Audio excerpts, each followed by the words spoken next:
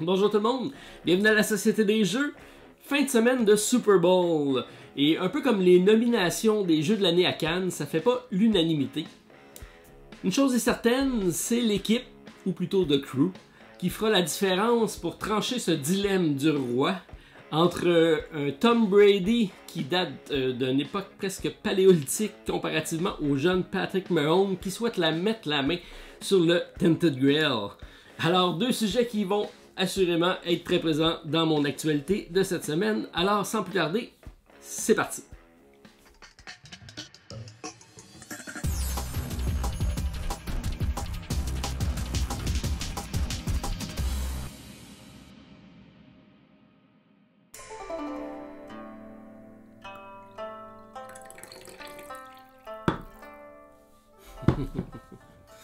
J'ai changé mon café pour du thé cette semaine puisque le score de la dernière partie de TTMC n'était pas très élevé. Alors, on va changer ça cette semaine. Mais avant tout, parlons des nominations pour l'As d'or 2021. Donc, 3 catégories.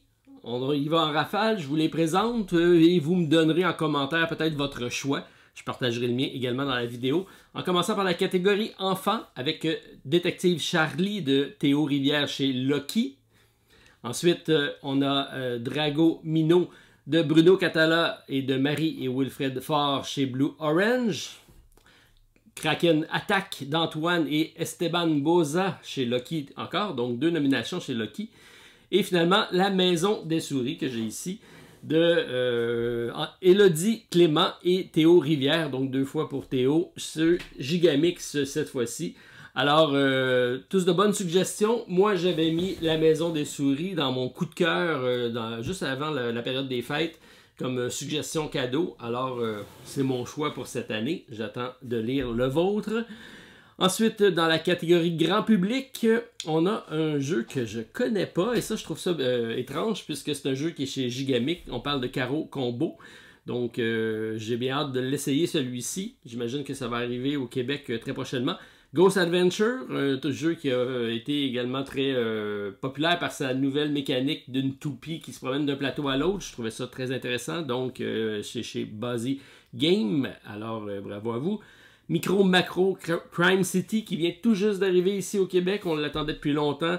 C'est mon genre de jeu d'enquête. Je pense que je vais bien apprécier. Alors, un bon choix encore là. Et un jeu qu'on a vu beaucoup aussi sur les réseaux Top 10 chez Cocktail Games. Alors, tous de bons choix, certains surprenants, mais c'est toujours comme ça fait jamais l'unanimité, puisqu'il y a énormément de jeux qui sortent dans l'année, et d'en retenir seulement 4 ou 5, c'est pas évident, et je sais de quoi je parle. Catégorie expert, encore là, on a des choix très à l'opposé les uns des autres, en commençant par The Crew, donc de Thomas Singh chez Yellow, qui est un petit jeu de pli en équipe. Et particularité cette année, tous les jeux de la catégorie expert sont en mode coopératif. Alors, ou presque. Donc, ça aussi, c'est assez surprenant. Ensuite, on a le dilemme du roi chez Yellow encore. Et j'attends ma copie pour pouvoir l'essayer. Mais j'ai eu de bons commentaires là-dessus. Donc, bien hâte de pouvoir mettre la main et l'essayer. Paléo, dont je devrais prendre ma copie au Randolph cette semaine pour pouvoir l'essayer. Ça aussi, c'était dans ma wishlist de Noël. Alors, bien content de pouvoir l'essayer et content de savoir qu'il est en nomination.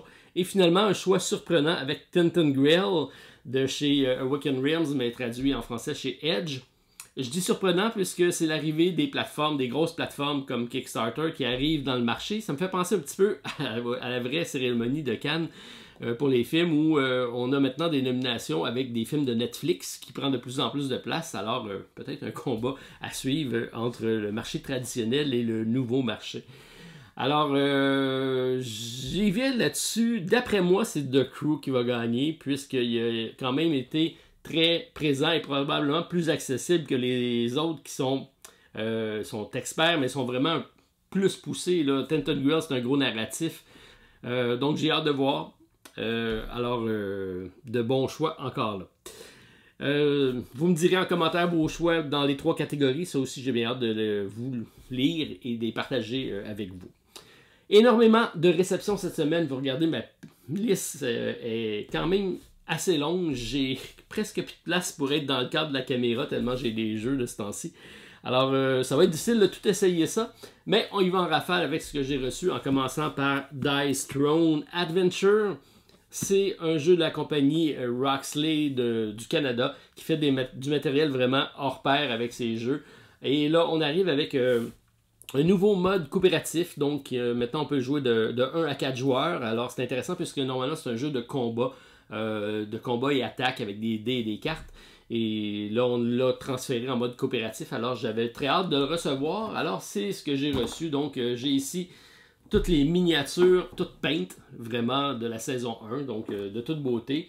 Ensuite, j'ai le Ghost Adventure, le Dice Throne Adventure ici, qui est le mode coopératif avec différentes tuiles et différentes campagnes qu'on pourra faire. Une grosse boîte encore là, très garnie, très plaisante. Et j'ai la version ici de la saison 1, qui est donc le premier Kickstarter de la compagnie, qui est la version remasterisée, si on veut. Donc, tous les personnages de la première saison qui sont réunis. Puisque normalement, on fait des confrontations entre 2 personnages. On peut jouer à 3 et à 4 également. Mais c'est essentiellement un jeu, je dirais, à 2. Et là, j'ai quand même pris donc la nouvelle version qui propose donc les nouveaux personnages remasterisé pour l'occasion. Et j'ai tout pris ça en mode retailer. Donc j'ai plusieurs copies disponibles. Je dis plusieurs, j'en ai pas énormément. J'ai même des goodies ici qui sont venus avec mon achat. Donc des packs particuliers pour ceux qui voudront l'acheter. Alors je mettrai ça en disponibilité sur le site de randolph.ca. J'ai quelques copies comme je vous dis. Je m'en garde une, j'en garde une pour mon entourage. Il devrait rester environ 4 copies disponibles. Alors, avez-vous intéressé? Ça sera dans la page précommande du Randolph au cours de la semaine prochaine. Et j'ai également une primeur puisque la version française s'en vient. J'arrive avec plus de détails très prochainement. J'ai bien hâte de vous en parler un peu plus longuement avec Dice Throne, la saison 1. Rerolled ou remasterisé et le mode aventure. Alors, fort intriguant tout ça. Et surtout d'immenses boîtes. Alors, bien hâte de l'essayer. Je continue avec un autre gros jeu, une autre grosse boîte. Un format assez atypique, mais on les reconnaît. Ils sont tous dans ce format-là avec les jeux de Vital Lacerda avec Kanban Eevee. C'est un jeu qui a été initialement publié en 2014, qui revient en 2020-2021 avec la formule électrique. Donc, on a affaire ici avec composition d'une usine de confection d'automobiles. Et on a un placement d'ouvriers avec plusieurs mécaniques très intéressantes. Et maintenant avec une variante solo également, ce qui n'était pas le cas initialement, donc de 1 à 4 joueurs. Gros jeu, donc 14 ans et plus, 60 à 150 minutes. Et on parle d'une complexité de 4.4 sur 5, je pense, sur BGG. Alors, un autre Vital Lacerda comme je les aime à découvrir. Je vais me pencher là-dessus, mais je pense que je vais avoir des heures de plaisir au courant de la semaine à tout essayer de découvrir ça. J'ai reçu également ma copie de Minigolf Designer plutôt. C'est un Kickstarter que je vous ai présenté plus en détail lors de la campagne Kickstarter. Je suis surpris de la grosseur de la boîte. Je pensais que ça allait être plus petit. Donc, Minigolf, c'est pas juste un Minigolf, c'est vraiment une grosse boîte. Ce qui avait déplu à certains d'entre vous, avec raison, c'était peut-être l'aspect artistique. Il a retravaillé le cover, mais somme toute, au niveau du graphisme, c'est pas sa partie forte. Par contre, le gameplay est fort intéressant. On construit un mini-golf et on essaie donc de rendre ça attrayant pour nos clients. Beaucoup de belles mécaniques là-dedans. C'est de 1 à 5 joueurs. J'ai fait quelques parties solo, une partie à 2 également. J'ai bien aimé 60 à 90 minutes avec Minigolf Designer pour les intéressés. J'ai reçu également un petit jeu de la compagnie Nuts qui maintenant est beaucoup associé avec Osprey Game, une compagnie que j'adore. Et donc c'est un petit jeu de lettres malins. Alors c'est Gutenberg qui fait référence donc à l'imprimerie. On a ici affaire avec un jeu de défi de mots très original et particularité également, c'est un jeu qui se joue en solo, donc de 1 à 6 joueurs, partie de 20 minutes, 12 ans et plus. Alors, petit jeu de cartes basé sur l'imprimerie. M'intéresse beaucoup, bien hâte de découvrir ça. Donc, merci l'équipe de Not Publishing de me l'avoir fait parvenir. J'ai bien hâte de l'essayer. et de vous en parler plus en détail en plus. Au niveau des campagnes Kickstarter et autres plateformes, j'en ai qui s'en viennent beaucoup dans les prochaines semaines. Je vais commencer avec celui qui arrive le plus rapidement, donc Kingdom Rush Elemental Uprising. C'est pas sur Kickstarter, c'est sur la nouvelle plateforme par contre de GameFound. Et donc ça reste un jeu, un standalone d'un jeu que je vous ai présenté en déballage, mais je ne vous ai pas fait de partie. Sachez que je vais faire une vidéo pour la présentation donc, de Kickstarter la semaine prochaine. Et vous aurez la chance aussi de prendre quelques extensions, des add-ons supplémentaires. J'ai ici le 3D Tower Expansion qui permet d'avoir les tuiles de défense. C'est un Tower Defense en 3 dimensions. Alors, fort intéressant. Donc, vous allez avoir la chance de prendre quelques exemplaires de produits connexes si vous avez participé à la première campagne. J'imagine qu'on aura également à faire avec tout ce qui était disponible dans le premier jeu. Et on a peaufiné les mécaniques, on a changé certains aspects du jeu. Entre autres, les portails ne sont plus là. Alors, ceux qui connaissent le jeu vont voir quelques modifications. C'est pas juste une nouvelle, un nouveau jeu dans le même univers. C'est vraiment quelque chose de différent. Les mécaniques restent les mêmes, mais c'est quand même quelques nouveautés intéressantes avec celui-ci, dont aussi la personnalisation de nos cartes. On va pouvoir mettre des collants sur les cartes. Alors, assez génial. Alors, ça aussi, ça s'en vient. C'est le 9 février sur la plateforme GameFound, donc à suivre avec Kingdom Rush. C'est pour très bientôt. Ensuite, un petit peu plus tard, on parle du 11 février. J'ai eu un coup de cœur cette semaine. J'ai fait ma vidéo de la campagne Kickstarter de Clash of Deck le 11 février 2021 de Léon Proust. Et un petit jeu très simple de 8 cartes. On a une draft, un repêchage de cartes au début. Et ensuite, on peut composer une main et on va tout simplement affronter un adversaire. C'est un jeu à 2 joueurs, mais qui se joue avec une variante solo. J'ai essayé le solo et c'est très bon, très efficace et très difficile. Alors, c'est un petit deck comme ça ici. J'ai le print and play présentement. Alors, merci Léandre de me l'avoir fait découvrir. Bien hâte de voir comment la campagne va évoluer, puisque je pense que ça va être un jeu qui va avoir un beau succès sur Kickstarter. Alors, à suivre le 11 février avec Clash of Deck. Je vous ai parlé ici la semaine dernière de Block and Key qui arrive donc de Inside Up Game, mon ami Connor qui arrive sur Kickstarter. Je pense que c'est le 17 février celui-là. Lui, je l'ai sorti en fin de semaine. J'ai commencé à faire quelques parties. Je vais avoir une vidéo qui va suivre et c'est la même chose pour Etana, qui est un petit jeu indien que j'ai découvert également et que j'ai apprécié. J'ai fait une partie à 2 joueurs, très stratégique. Ça reste très sobre comme matériel, c'est très un peu à la Parchésie si on veut, mais somme toute c'est quand même assez bien fait. Alors ça aussi j'ai bien hâte de vous montrer ça. J'ai 2 autres jeux ici qui s'en viennent, donc beaucoup de projets Kickstarter et autres plateformes qui arrivent. Alors assez intriguant tout ça et surtout beaucoup de travail à faire pour moi. Sortie boutique, j'y vais avec La Maison des Souris qu'on vient de recevoir, donc 5 à 9 ans.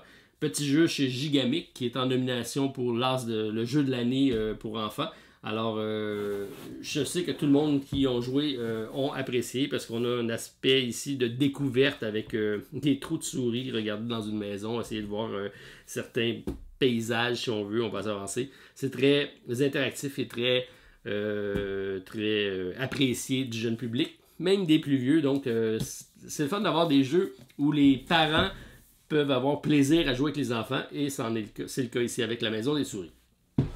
J'ai reçu également Quetzal, la cité des oiseaux sacrés, c'est encore chez Gigamix et c'est un jeu donc j'attendais pour sa thématique parce qu'on parle ici d'archéologie. On a découvert une nouvelle cité et on a un certain nombre de tours pour faire un placement d'ouvriers, une collection d'ensemble pour aller découvrir de précieux artefacts. C'est 10 ans et plus, 2 à 5 joueurs et je me suis proposé pour faire une variante solo du jeu. Alors c'est pour ça que je tenais à voir ma copie. Alors ça vient tout juste d'arriver, c'est disponible en boutique et c'est probablement un des prochains challenges que je vais me pencher pour faire avec Quetzal. M'intéresse beaucoup au niveau de la thématique. Petit mot sur les puzzles, on a commencé avec Magic Puzzle Company. J'ai reçu les 3 de la campagne Kickstarter. J'ai fait les 3. Je les ai passés à Joël, je les ai passés à Sébastien, donc mes 2 associés au Randolph. Et tout le monde a apprécié. On est en train de regarder donc si c'est quelque chose qu'on pourrait peut-être distribuer au Randolph avec les puzzles magiques, savoir si aussi ils vont avoir d'autres choses dans la gamme qui s'en vient. Alors, je ne sais pas si vous avez eu la chance de mettre la main dessus, mais c'est assez original et surtout ça change des autres casse-têtes que vous aurez déjà fait dans votre vie. Et peut-être qu'après ça, vous allez vouloir continuer dans cette veine-ci. Alors, belle trouvaille à partager bientôt, j'espère, au Randolph. Randolph, on a toujours nos précommandes pour The Road, dont la campagne finit. Et j'ai également Tachakuna qui est disponible. Donc, comme je vous ai dit, site de précommande sur le site. Vous allez pouvoir avoir les jeux qui sont en format Kickstarter, donc avec tous les stretch goals. Et ça vous permet aussi d'éviter le shipping, puisque si vous avez une commande de 60$, ça sera expédié directement. Et ce qui vous permettra donc de ne pas ajouter le shipping ou le transport par-dessus votre contribution.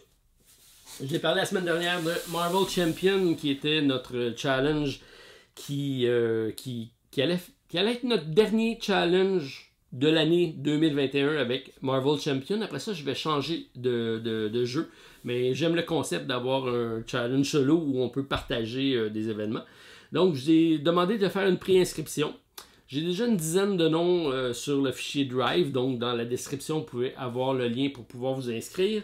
Je veux monter ça au moins à 50, comme on avait pour la première campagne. Et à partir de 50, j'en ferai un tirage. Donc, tous ceux qui sont déjà inscrits, partagez l'information. On va essayer de monter le nombre de participants au moins à 50 pour en faire un tirage. Et là, je vous donne le mois de février au complet pour faire le challenge. Je vous donne les grandes lignes, mais sachez que tout le détail sera dans le fichier que vous pourrez aller chercher sur le Drive. Alors, vous allez vous composer une équipe d'Avengers, donc de 5 héros de votre choix dans n'importe quel jeu ou extension de la série Marvel Champion. Donc, si vous avez juste la boîte de base, ben, vous y allez avec les 5 héros qui sont là. Si vous avez d'autres extensions, vous pouvez les mélanger, pourvu que vous en reteniez 5. Vous allez prendre également les 5 decks d'affinité et vous allez les attribuer à chacun des personnages. Donc, vous avez 5 héros, 5 affinités, tous différents, et vous allez pouvoir personnaliser votre deck. Alors, ce qui veut dire, vous suivez les étapes dans le livre de règles, vous pouvez mettre juste de 40 à 50 cartes, je pense, et à ce moment-là, vous avez tous des decks personnalisés pour chacun de vos héros. Vous allez avoir à affronter 5 boss, ou 5 types de challenges différents. Ils vont tous être nommés sur le site, et là, vous avez le mois pour les faire, et je vous donne une note parfaite. Donc, vous partez tous avec 100 points. Alors, vous avez tous une chance égale de gagner. Et à chaque partie, vous allez soustraire le nombre de tours que vous avez pris pour remporter le challenge et le nombre de tentatives. Donc, si vous le faites en 2 tentatives puis en 10 tours, ben, vous soustrayez 12 points tout simplement de votre 100 points. Et chaque héros ne peut être utilisé qu'une seule fois, donc juste pour un type de challenge. Vous allez avoir donc 5 héros différents, 5 affinités différentes et 5 boss différents à vaincre. Vous pouvez réessayer les challenges pour améliorer votre performance si vous le souhaitez, mais sachez qu'à chaque fois que vous faites une tentative, ben vous additionnez 1 sur le nombre de tentatives. Alors, ça reste à vous de voir comment vous allez vous débrouiller avec tout ça. Donc, bonne chance, vous avez tous 100%. Il reste à trouver 50 personnes pour participer et un tirage sera fait au début du mois de mars avec la campagne de Marvel Champion. Bonne chance à tous. Vous avez un monde à sauver. On compte sur vous. J'y vais finalement avec mon TTMC. Tu te mets combien? Donc, j'y étais avec le thé cette semaine parce que notre café avait été difficile la semaine dernière. J'ai lu également que plusieurs d'entre vous font l'exercice, le questionnaire en famille, entre conjoints ou même avec les enfants. Alors, je vais aller dans une thématique plus générale cette semaine. Bon, plusieurs d'entre vous vont dire « Yes, je connais ça, je suis à peu près sûr. » Alors, tu te mets combien en Harry Potter? Assez universel. Alors, j'y vais avec les questions. Donc, de 1 à 10, la question 1 donne 1 point, la question 10 donne 10 points. Vous répondez aux questions et vous notez votre pointage. Ça va faire un score de 55 et on partagera tout simplement dans l'autre vidéo que je vais vous donner, donc les réponses, et vous me donnerez votre score à ce moment-là. Alors, en commençant par la question 1, que porte Harry Potter? Des lunettes, des boucles d'oreilles ou des gougounes. Je suis même pas sûr que vous savez c'est quoi des gougounes, mais c'est des sandales. On va dire ça comme ça. Alors, c'était pour 1 point. Pour 2 points, comment s'appelle l'école des sorciers de la saga? Alors, j'ai 3 choix de réponse. Moulinsart, Poudlard ou Babar? Je pense que c'est assez facile. Pour 3 points, de quelle couleur sont les cheveux de Ron Weasley? Ron Weasley! Je vois toute la petite enveloppe qui arrive. Alors, de quelle couleur sont les cheveux de Ron? Pour 3 points. Pour 4 points, comment s'appelle le premier volet de la saga? Donc, le premier livre ou le premier film, comment s'appelle le premier volet de la saga? On veut le titre. Pour 5 points, quels sont les noms complets des 2 acolytes d'Harry Potter dans la saga? Donc, c'est un trio. Il y a 2 personnages avec qui il est toujours. Alors, ça me prend le nom complet, donc prénom et nom. Ensuite, pour 6 points, quelles sont les 3 reliques de la mort? Encore là, il va y avoir des variantes peut-être entre les versions françaises et québécoises. Je vais accepter des alternatives au nom, mais je veux les 3 reliques de la mort pour 6 points. Pour 7 points, quel est le véritable nom de Lord Voldemort? Donc, ça me prend le nom complet de Lord Voldemort. Et là aussi, il y a une petite pogne. Alors, c'est pour 7 points. Et pour 8 points, quel sort créé par le prince du sang mêlé inflige de profondes entailles à la personne visée? Alors, c'est un sort qui est fait pour torturer et même faire la mort. Alors, j'ai besoin du nom du sort en question qui a été créé par le prince du sang mêlé. Et ensuite, en 9 pour 9 points, en quelle année est paru le premier livre de la saga écrite de J.K. Rowling? Donc, l'année de l'apparition du premier livre. Et pour 10 points, celle-là est plus dure, qui a fait la traduction française de la saga du livre? Donc, qui a traduit le livre en français pour 10 points? Alors, c'est le questionnaire de TTMC. Tu te mets combien en Harry Potter? Alors, prochaine vidéo, vous allez avoir les séries de questions et les réponses. À ce moment-là, ben, vous me partagerez votre pointage sur 55. On va voir si vous êtes un fan fini de la saga. Reste à voir. Alors, bonne chance à tous. Ça complète donc ma longue introduction pour cette semaine. Donc, quand même beaucoup de projets, beaucoup de jeux qui ont été présentés, mais j'ai encore énormément de jeux sur ma liste de suivi. Alors, sans plus tarder, j'y vais avec ce que j'ai conservé sur ma liste et ce qui s'ajoute pour cette semaine. Donc, mon actualité, c'est parti. Je débute ma liste de suivi cette semaine avec un retour sur mes titres encore présents sur ma liste. Je vous invite à aller voir mes vidéos précédentes pour plus d'informations. En commençant par Castle of Mad King Ludwig, le Collector Edition, un classique de 2014 publié chez Bézier Games. C'est classé 133e sur BGG. On est présentement à 7482 contributeurs, une hausse de 16% et on est à 1,3 million de dollars canadiens d'accumulé.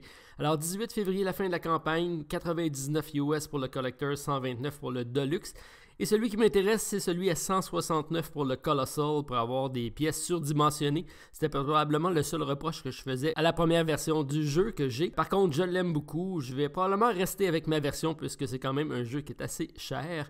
Alors, si vous ne l'avez pas, c'est peut-être une bonne leçon pour vous. Il faut compter 35 à 53 pour le shipping et attention, les taxes de vente s'ajoutent sur le prix. C'est un jeu de 1 à 4 joueurs, 90 minutes par partie. C'est un placement de tuiles, un pattern building avec une mécanique intéressante de repêchage de cartes et d'objectifs. Bref, un très bon jeu. Si ça vous intéresse, je vous invite à regarder de plus près avec Castle of Mad King Ludwig, le Collector Edition. Et un autre Collector Edition avec le jeu Carnegie Deluxe, c'est du concepteur Xavier George, l'excellent concepteur du jeu 3.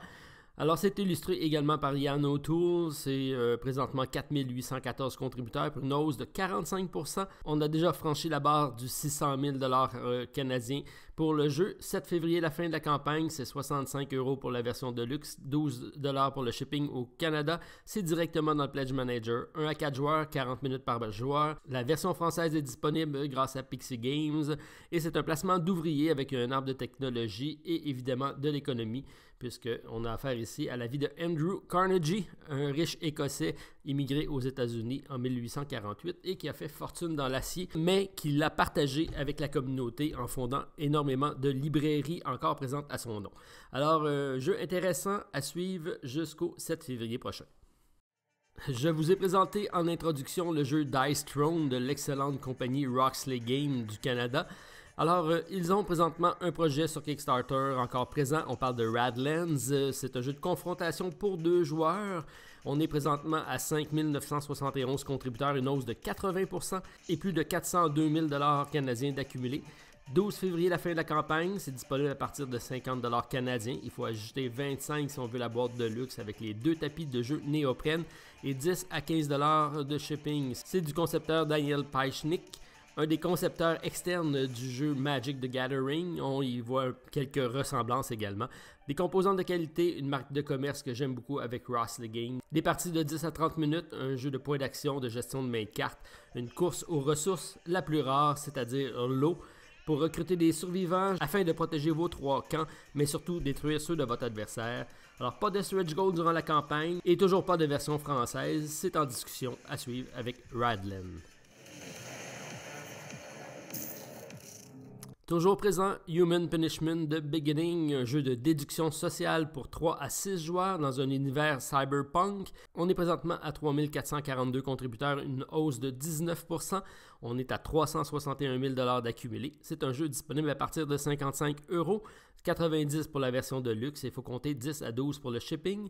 24 février, la fin de la campagne. Des parties de 120 à 180 minutes, version anglaise seulement, mais la version française des règles sera disponible en téléchargement. Des combats à la Chip Theory Games, des changements d'allégeance en cours de partie, des identités secrètes, un pick-up and deliver en équipe, mais les trades sont jamais bien loin.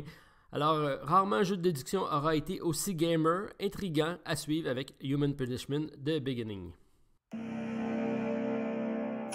Et finalement, Reload de la compagnie Colossal Game. On est présentement à 725 contributeurs, une hausse de 34%, 63 000 $ d'accumulés, un jeu abordable à partir de 29 $ US, 39 si vous ajoutez le module capture du drapeau, et 59 avec l'extension 5 à 6 joueurs. C'est 12 $ pour le shipping. 17 février, la fin de la campagne, c'est des concepteurs français, François Rouzé et Jean-Marc Tribet. La version française sera donc disponible directement dans le Pledge Manager. C'est de 2 à 4 joueurs, 14 ans et plus, 60 minutes par partie. Un jeu de confrontation, très près d'un jeu vidéo, avec une atmosphère un peu à la Hunger's Game. Mécanique de jetons de gloire, par contre, intéressante, avec une progression sur une charte qui m'intrigue grandement. Reload à suivre jusqu'au 17 février prochain.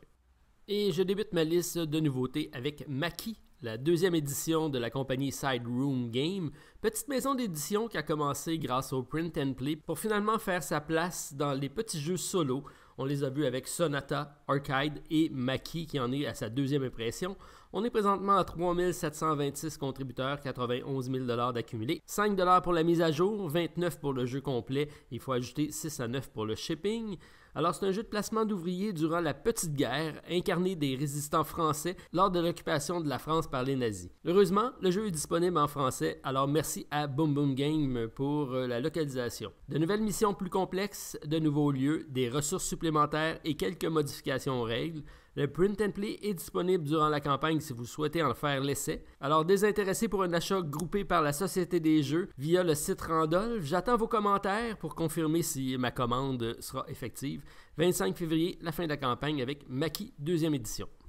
Et pour rester dans l'esprit de la guerre, j'ajoute Defcon 1 de Florian Dumont, publié chez Asynchron. On est présentement à 345 contributeurs, 35 000 $ d'accumulés. 23 février, la fin de la campagne. Un jeu disponible à partir de 70 €, il faut compter 14 € de shipping en France et 22 au Canada. C'est de 2 à 5 joueurs, la version française sera disponible pour des parties de 90 à 180 minutes. C'est un wargame se déroulant dans plusieurs conflits durant la guerre froide qui varie de 1950 à 1990 avec de nombreuses références historiques. Un jeu se déroulant sur plusieurs phases, en commençant par l'initialisation, où on récolte des ressources, la recherche et développement de technologies, la politique pour établir notre influence, la production pour mettre à profit nos usines, et puis la phase atomique qui nous approche de plus en plus vers le lancement de la fameuse bombe. Et finalement, une phase opération permettant de nous déployer stratégiquement sur la map. Alors, ça vous intéresse? Laissez-moi savoir en commentaire. J'ai déjà des relations avec Asynchron. Qui sait? Je pourrais peut-être faire une commande pour vous. Alors, une campagne à suivre jusqu'au 23 février prochain. Alors le dicton dit « Après la pluie vient le beau temps », mais après la guerre, c'est sûrement pas le beau temps qui arrive, c'est plus un post-apocalyptique qu'on a à faire avec Post-Human Saga et The Journey Home Expansion, c'est de la compagnie Mighty Board Game. On est présentement à 890 contributeurs pour 55 000 $ d'accumulés. C'est un jeu de survie dans un monde post-apocalyptique pour 1 à 4 joueurs, des parties de 120 minutes. Alors, un jeu que j'ai déjà à ma collection, que j'ai beaucoup apprécié, et donc une extension qui arrive, une mécanique de combat innovante rendant la gestion de main de cartes très stratégique, une course aux objectifs et un narratif plutôt humoristique pour cette époque qui est un peu sombre. Alors, extension ajoutant plus d'interactions entre les joueurs, 2 nouveaux personnages, de nouvelles missions solo. Un prix intéressant, 30 $ pour l'extension, 59 le jeu de base, 79 pour les deux et 119 pour le all-in. Il faut compter 15 à 40 pour le shipping selon le pledge et les taxes sont incluses dans le prix du shipping. Version anglaise seulement par contre, c'est un jeu disponible jusqu'au 23 février prochain avec Post-Human Saga The Journey Home Expansion. Et pendant que les humains se font la guerre, mais les machines prennent leur place avec Doom Machine, un mini-jeu de cartes et de dés en solitaire. C'est un 5e projet pour Nathan Meunier du Vermont. Alors, peut-être un Québécois à investiguer de mon côté. On est présentement à 703 contributeurs, 25 000 $ d'accumulés. C'est un jeu malin de placement de dés qui débloque d'autres dés pour vaincre une machine avant qu'elle ne nous passe sur le corps. Alors 6 $ US pour le print and play, 19 pour le jeu, il faut compter 11 pour le shipping. Alors dans ce cas-ci, l'achat groupé peut être une bonne option pour réduire le coût et le shipping également. Alors Doom Machine, un mini-jeu en solo intéressant à suivre sur Kickstarter.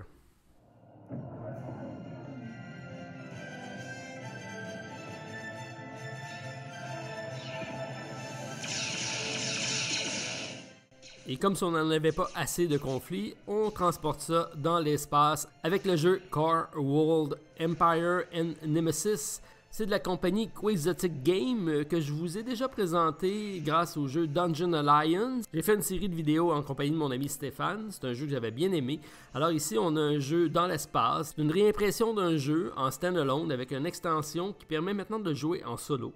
On est à 474 contributeurs pour 57 000 $ d'accumulés. C'est de 1 à 4 joueurs, 90 à 300 minutes. Alors un jeu de longue haleine. C'est 20 $ pour l'extension, 70 pour le jeu de base, 80 pour les deux. Il faut compter 15 à 20 pour le shipping, c'est en version anglaise seulement. Alors c'est un jeu de repêchage de cartes de placement d'ouvriers en pleine guerre civile interstellaire. Alors une campagne à suivre jusqu'au 25 février prochain. Et c'est le retour également de Clinique Deluxe, édition de Alban Villard chez AV Studio de France. 1170 contributeurs, 170 000 $ d'accumulés. C'est 40 $ l'extension, 75 pour les deux avec le livre de campagne et 174 pour le all-in. 2 boîtes d'extension ajoutant plus de 25 nouveaux challenges, un livre de campagne avec plus de 58 scénarios. C'est un jeu de gestion d'hôpital pour 1 à 4 joueurs, des parties de 60 à 150 minutes. Un jeu de simulation de type Pick-up and Deliver en pleine guerre au virus, ça vous dit quelque chose. Alors, version française de disponible directement sur le site de Philibert. Alors, je travaille pour faire quelque chose de similaire au Québec avec Laurent Dolph, à suivre jusqu'au 28 février prochain. Hello, my name's Dan, this is Cora, and we're here today to talk to you about Cora Quest. Alors, comme tous les jeux présentés cette semaine, c'est des jeux de guerre. J'ai pensé finir sur une note un peu plus positive, quoique ça reste un jeu de confrontation de donjons, mais un phénomène sur Kickstarter présentement avec Cora Quest, puisque c'est un petit jeu coopératif personnalisable d'exploration de donjons en famille. C'est le premier projet du sympathique Dan Hughes en compagnie de sa fille Cora. Alors, on est déjà à 2267 contributeurs, 114 000 $ d'accumulés. C'est un jeu disponible à partir de 41 $ US plus le shipping, en version anglaise seulement. Mais pour son application originale de création de cartes à jouer, je trouve ça intéressant et surtout rafraîchissant. Alors, Cora Quest jusqu'au 19 février prochain. Alors, c'est ce qui complète ma vidéo de cette semaine. On se revoit demain pour mon déballage du dimanche. Mais entre-temps, je vous rappelle que le 9 février, sur GameFound, arrive Kingdom Rush Elemental Uprising, le Tower Defense de Lucky Dog Games, et le 11 février, le surprenant Clash of Deck de mon ami Léandre. Vidéo à suivre. Alors, on se revoit demain. Bon week-end à tous. Bye.